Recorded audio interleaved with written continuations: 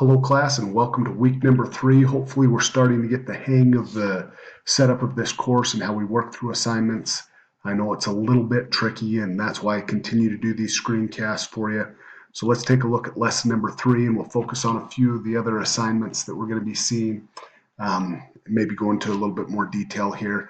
Thank you for the questions that you're asking. Always better to ask the questions and get some answers. Hopefully you enjoyed studying the Godhead. I really enjoyed seeing the discussions that were going on in those connection patterns and themes discussion board. For our article of faith number 2 this week, we're going to be focusing on that. Again, watch the little video to get started here. And then as we come down to the lesson overview page, and then we'll access all of the assignments and instructions for those assignments from this page right here. We believe that men will be punished for their own sins and not for Adam's transgression. A great truth that we learn from that simple article of faith. There's going to be the study assignment 1, focusing on the fall and agency and the essential role that it plays in the plan of salvation. And then study assignment 2 will focus on personal accountability and that companionship principle, agency and accountability. The learning goal focus that you're going to see emphasized every week, there will be one of these. And this week, becoming a covenant keeper. What a great focus to have as we talk about agency and accountability and the role that covenants will play in that. So you have your study assignment 1, the required readings, all from the scriptures, supplemental readings, gospel topics, a great resource. And then this TPC stands for Teachings of the Presidents of the Church, Joseph F. Smith, The Salvation of Little Children. And that is a powerful, personal outline of a lesson that we know President Joseph F. Smith had as he lost a couple of his children in their youth and infancy there. We come down to study assignment number 2, just a few references, but most of Moses 5 there, and the great truths that are taught there about accountability. The supplemental readings as well are great for that. The assignments that we have due, the activities here, again, connections, pattern, theme. We have a due date 1 portion of this, due date 2, and due date 3 portion of it. Just review very briefly those discussion board instructions so we understand what's going on. Again, right here, at least 4 posts need to be made for this assignment.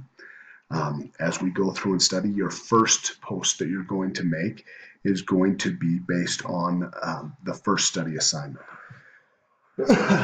So you'll see there's also a word count requirement, at least 200 words of your own thoughts and ideas. So citations or quoting scriptures will be included in that.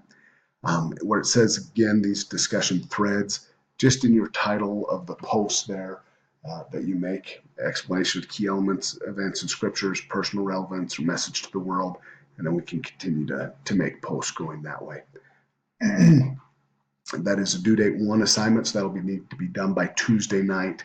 And because other people will be reading that and commenting on it, and that's really where we start this whole discussion from, it's essential that we get those done and submitted on time. And we come back again as we review those posts. By Thursday night, we are going to make a couple more posts. So the first one is going to be a reply to a group member, answering question, teaching, doing all these different things to start to deepen that conversation. And then you're going to have another post that you make that will be based off the study assignment materials for assignment number 2. So it'll have to do with our personal accountability here as we go through this post. And then the final post to meet the minimum of 4 post requirements will be as you come back at the end of the week. So by Saturday night, you'll go in and you'll make an additional post.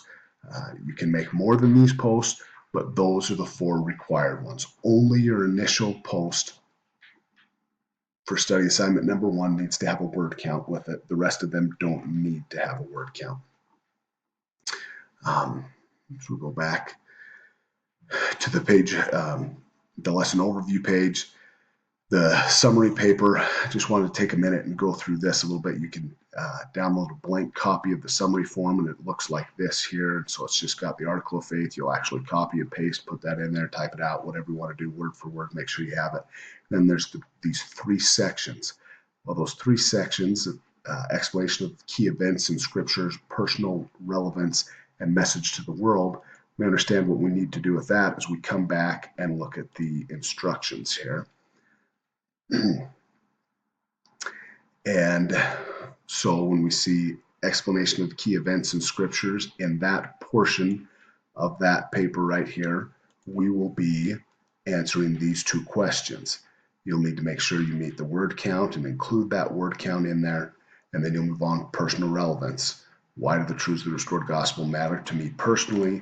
So that would go personal relevance. You can start with that question and then just write in of why they matter to you personally, and then message the world, answer those two questions or address those two questions.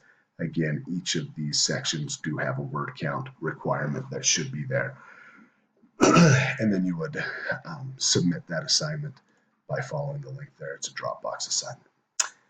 The synthesis project, again, this is something you're not going to have something to post or to turn in until the end of lesson 6, but be familiar with it and what's coming up.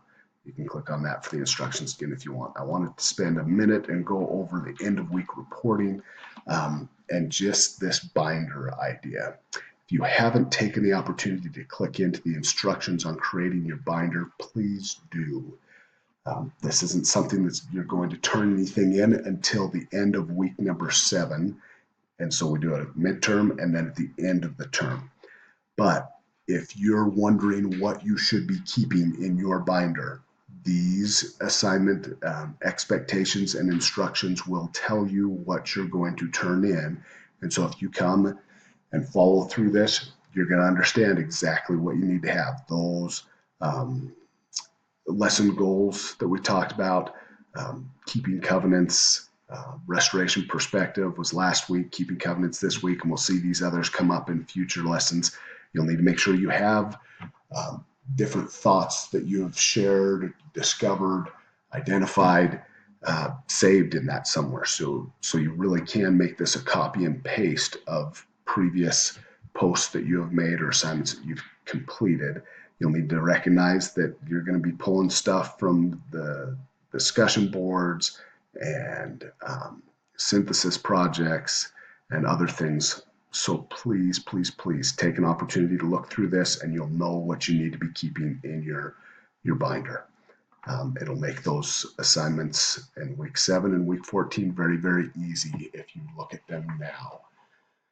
I hope you are enjoying this course as we study the articles of faith and the doctrines of the restoration, the foundations of the restorations. What a great truth to focus on and to know that we will be punished for our own sins, not for something that Adam did as he fell, and we understand the true nature of that fall in our Heavenly Father's plan of happiness for us. I hope you have a great week. If you have any questions at all, please do not hesitate to reach out to me via email or on the questions discussion board.